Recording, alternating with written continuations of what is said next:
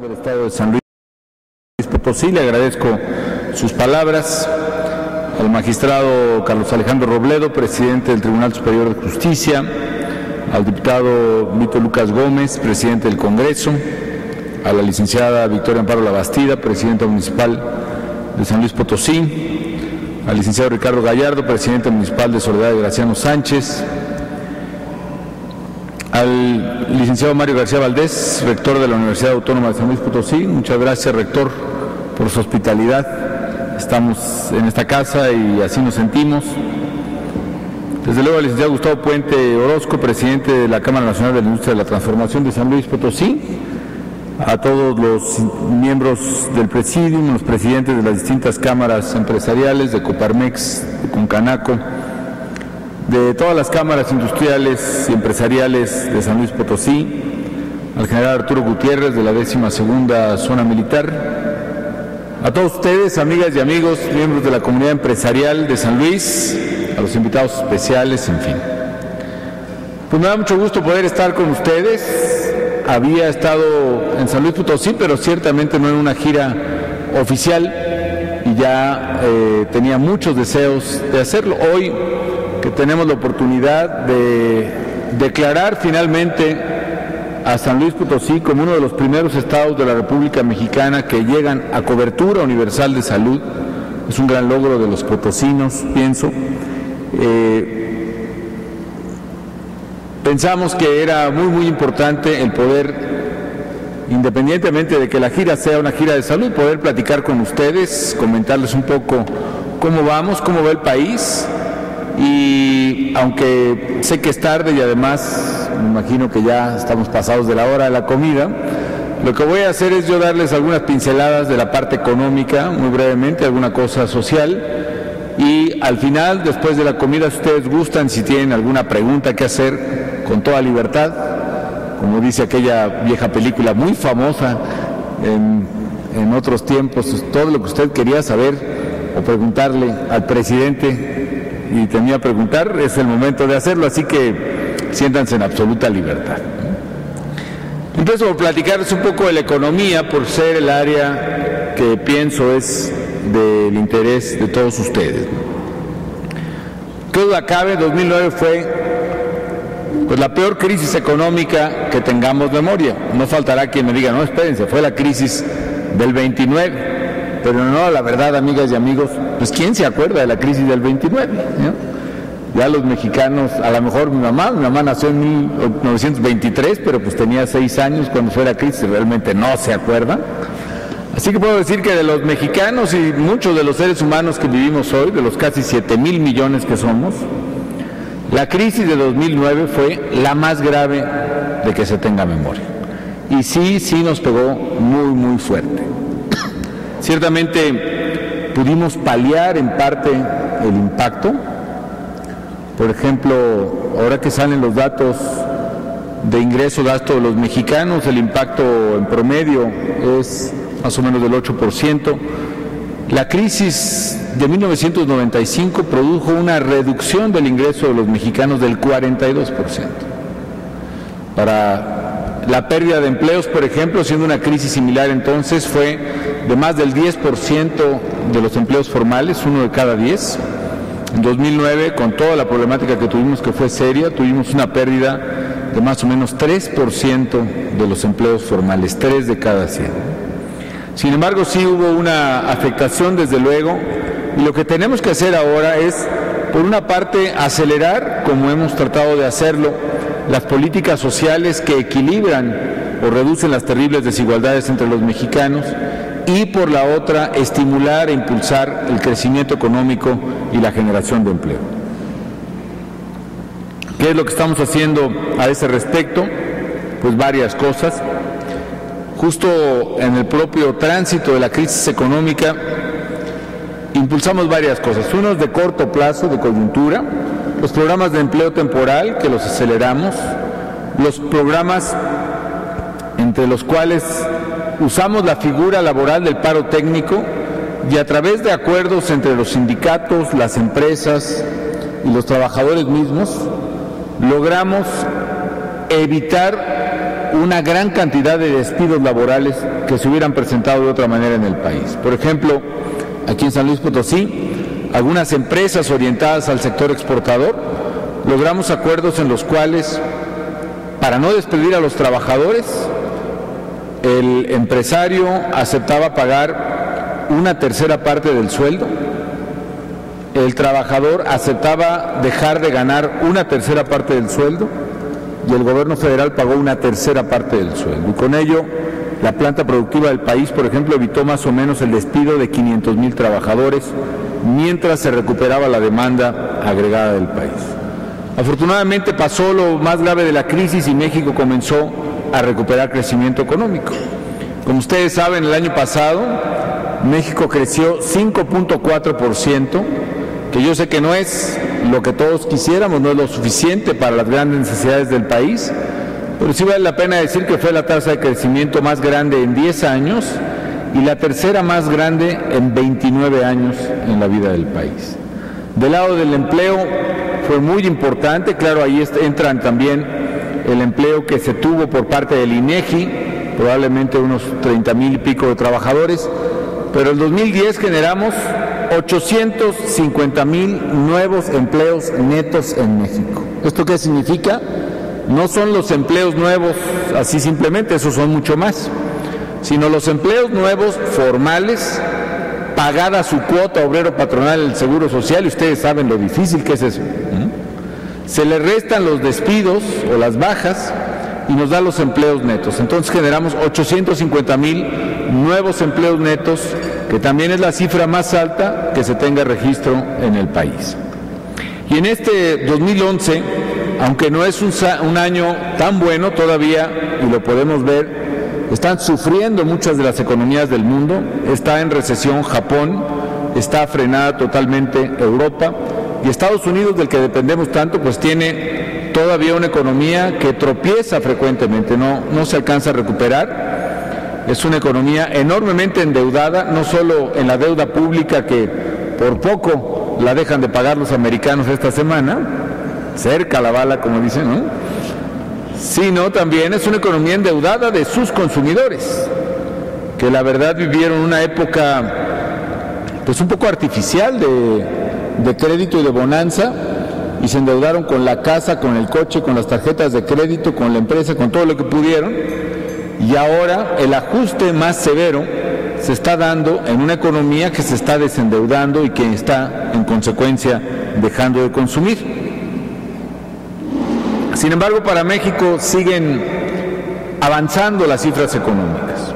Tenemos un crecimiento de 4.6% en el primer trimestre, se frenó un poco en el segundo, pero aún así yo calculo que el primer semestre del año estará alrededor de 4%. Algo muy positivo es lo que estamos viendo en los empleos, que es, a final de cuentas, lo que más importa, diría yo. En empleos netos al mes de julio, registrados en el Seguro Social, estamos hablando ya de 425,000 nuevos empleos netos en 2011. Hay algunos sectores, por ejemplo la automotriz, que es muy importante para San Luis, donde la producción creció el año pasado más del 50%.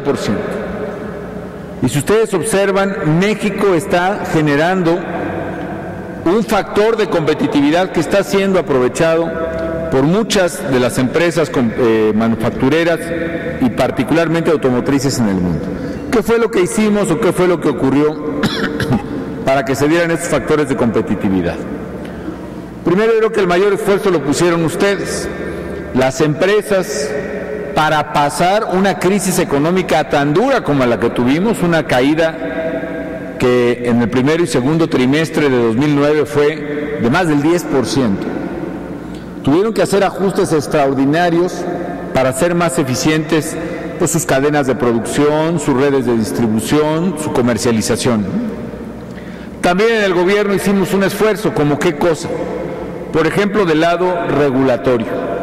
En el 2009 precisamente y 2010 sobre todo, yo le di una instrucción a los secretarios de Estado y les dije, a ver, de todas las reglas y leyes que tienen, háganme un equipaje de mano, háganme su maleta de viaje, digamos, lo que quepa, de las normas que necesitan para operar normalmente. Habrá una lista mínima. Y el resto de lo que salió de esas reglas, simple y sencillamente las derogamos. ¿Por qué razón? Porque encontramos muchas reglas que algunas se habían hecho realmente a la medida de algún sector o de alguna empresa o de algún funcionario, vayan ustedes a saber, ¿no? Reglas que realmente nadie sabía exactamente para qué servían, ¿no?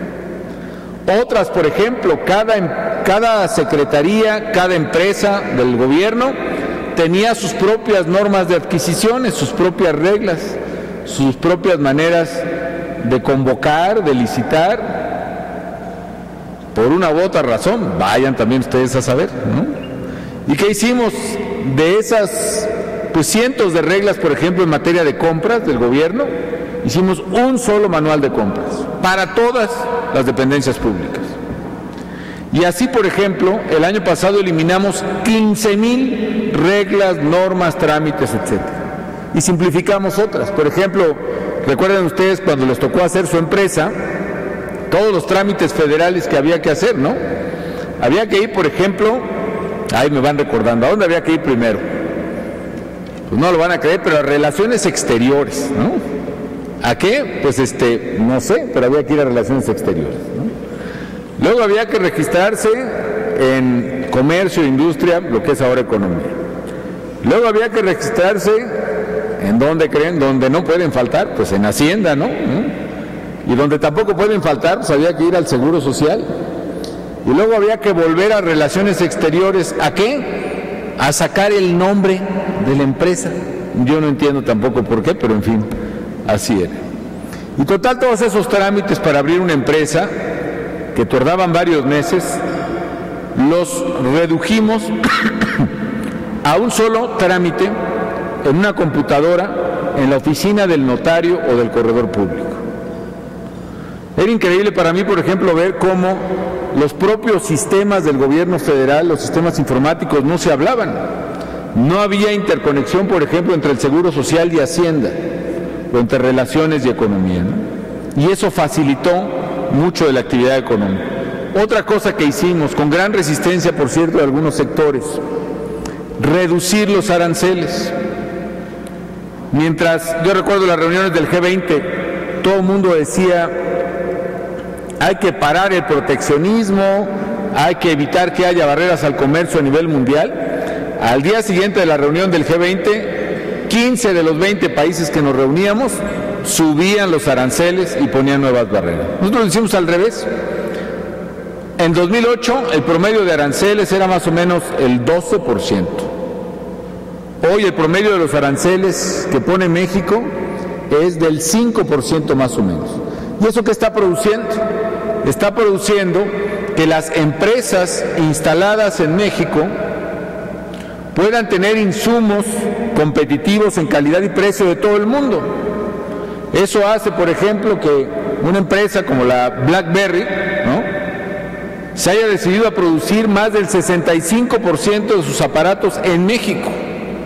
O eso hace, por ejemplo, que una empresa como la General Motors se haya decidido a producir su vehículo, su caballito de batalla, los Chevys y los vehículos económicos aquí en San Luis Potosí, y que la Ford haya decidido traerse aquí el Focus, y que la Volkswagen se haya decidido traer toda la producción mundial del Beetle aquí a Puebla, y así sucesivamente. Y México, amigas y amigos, comenzó a subir en competitividad. Les voy a dar algunos indicadores. Según el Banco Mundial, por ejemplo, en el Doing Business Index, cuando yo entré a la presidencia de la República, México ocupaba el lugar número 73. Hoy ocupa el lugar número 35 como el mejor lugar para abrir un negocio. Está ya por delante de todos los países de América Latina, incluido Chile o Brasil, y está por delante de los llamados BRICS, de China, de India, de Brasil mismo, y de Brasil, India, China y Rusia. Sí. En otros indicadores, por ejemplo, en el índice de competitividad manufacturera de Deloitte, ocupa el 7º lugar. Sin embargo, si se trata de manufactura para exportar a Estados Unidos, lo mismo un refrigerador que un coche, México, de acuerdo con AlixPartners, ya es el lugar más competitivo para exportar a Estados Unidos. Y nosotros lo estamos viendo, por ejemplo, en el crecimiento de la proporción de mercado, el market share, como se dice, de las importaciones americanas. De todo lo que importan los americanos del mundo, nosotros pasamos en plena crisis de venderles menos del 10% a venderles ahorita el 12.7%, con lo cual rebasamos a Japón, rebasamos a Brasil y alcanzamos a Canadá. De tal manera, amigas y amigos, que esa competitividad es la que nos está dando pues un crecimiento económico en tiempos de dificultad. Otra cosa, por ejemplo, fuimos cuidadosos en el tema de finanzas públicas. Si se fijan ustedes, todas las economías, todos los gobiernos le aceleramos los que pudimos en la crisis mediante más gasto público, ¿no? Con lo cual aumentó el déficit en un momento muy difícil. A nosotros no solo nos cayó la recaudación en 2009 por la baja de IVA o impuestos sobre la renta, sino que nos cayó también la producción petrolera.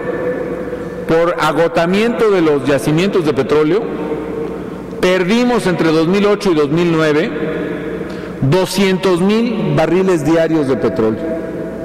Imaginen ustedes, échenle la cuenta, 200,000 barriles diarios a $100 el barril, pues prácticamente se nos desfondó.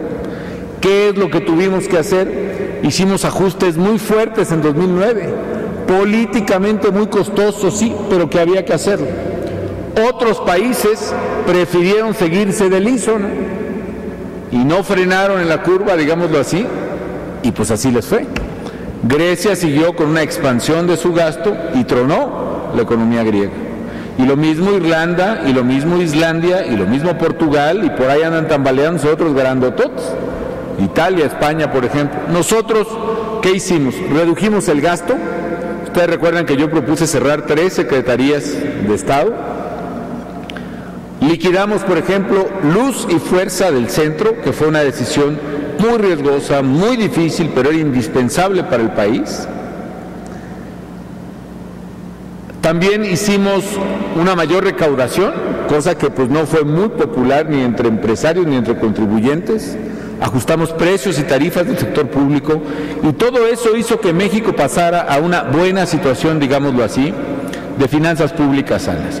Hoy, por ejemplo, el déficit de países como Estados Unidos es más del 12% de su PIB. El déficit de Japón debe andar también muy elevado. En promedio la OCDE trae déficit de casi el 9% del PIB. En México el déficit del PIB es cerca del 2%. Y eso ya incluyendo pues todo lo agregado fuera del gasto federal.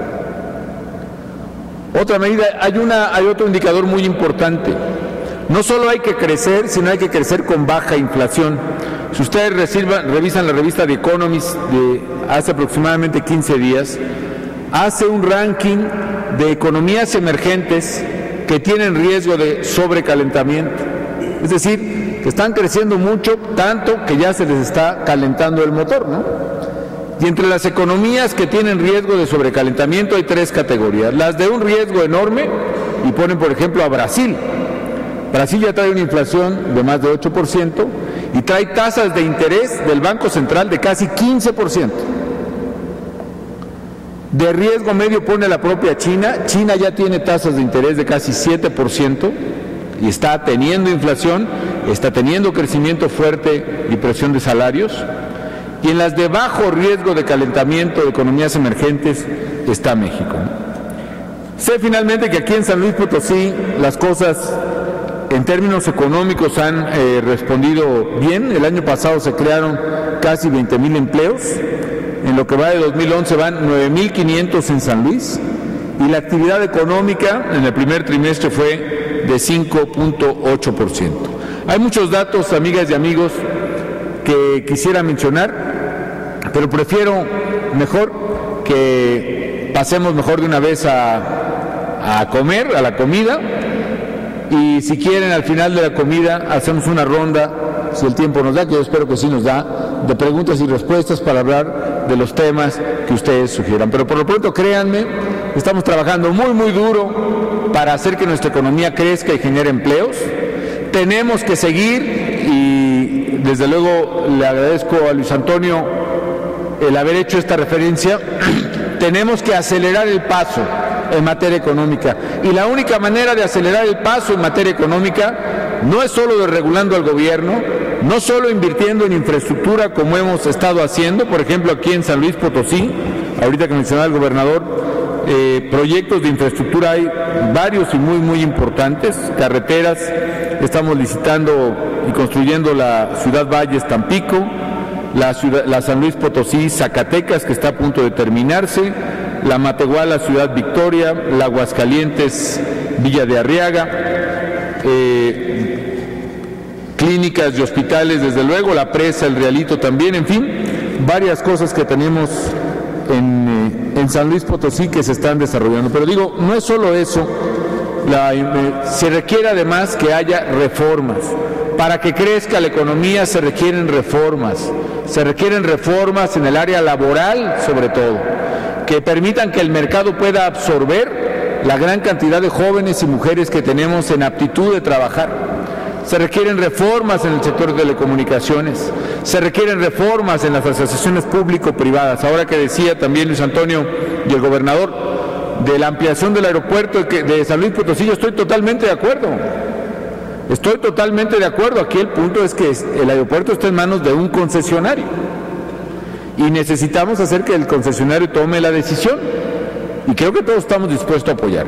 Aquí lo importante es que si se invierte, no vaya esa inversión simplemente a aumentar la renta esperada del concesionario, porque no sería justo para la sociedad, ni tampoco que vayan de mérito de su renta, porque no sería justo para el concesionario. Tenemos que buscar ese acuerdo, pero estoy yo en la mejor disposición de hablar. Sé de la importancia estratégica de hacer del aeropuerto de San Luis un aeropuerto con aptitud de carga pesada. Y también del ducto de gas natural para San Luis Potosí, yo lo estudiaré con mucho detenimiento, pero lo hemos hablado ya con Pemex y con la Secretaría de Energía. Hay desde luego un viejo ducto que llega hasta aquí a San Luis Potosí, que propició el crecimiento industrial de San Luis, y qué bueno. Y el segundo ducto que llegó a la Huasteca, ahora sí que ese lo traje yo, ¿me acuerdo? ¿No? Cuando yo fui secretario de Energía, me tocó tomar la decisión de si se hacía una nueva planta de generación eléctrica de ciclo combinado en el centro del país, más hacia el Valle de México, o si la hacíamos hacia el centro del país, pero más en la periferia. Y tomamos la decisión de hacerla en una zona de gran pobreza, de gran subdesarrollo, pero que nos permitiría en el futuro arquitecturar un circuito completo de gas natural, y por eso el ducto se hizo desde Tuxpan a Tamazunchale, y ahí se hizo la planta de gas de ciclo combinado, que por cierto es la más grande de América Latina y está funcionando perfectamente. Y yo creo que sí podemos, gobernador, sí podemos hacer un ducto, sea el que venga de Tamazunchale para cerrar el circuito hacia el ramal este de San Luis Aguascalientes, o sea que se prolongue hacia un lugar donde tenga punto terminal. Usted me hablaba de Matehuala. Ahí el problema de los ductos que tienen punto terminal es que el costo es mucho mayor. Es más barato hacer un ducto que cierre un circuito, porque ahí la tarifa se distribuye entre todos los consumidores del país, que hacer un ducto terminal donde toda la tarifa tiene que pagar el costo y tienen que pagar los últimos usuarios del ducto. En fin, pero con mucho gusto lo podemos hacer. ¿Pero por qué menciono esto? Porque para acelerar todas esas obras necesitamos también que el Congreso apruebe una ley que envié pues apenas hace 2 años y medio de asociaciones público-privadas, porque es la manera de fomentar precisamente proyectos de infraestructura que son rentables y que todos necesitamos. Bueno, yo la voy a dejar hasta ahí, simplemente sepan que estamos trabajando duro con San Luis Potosí, que me da mucho gusto estar esta tarde con ustedes y que al término